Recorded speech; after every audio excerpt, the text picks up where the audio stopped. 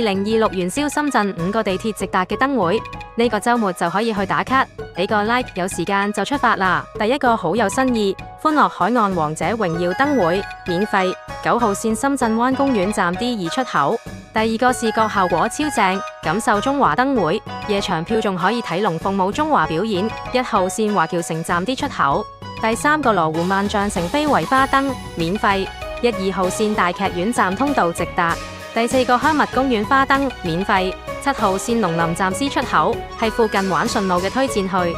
第五個園科公園燈會，免費，規模唔大，但係細緻靚，3、5號線翠竹站 B2 出口。另外荷蘭花卉小鎮嘅花燈同光影 show 都唔錯。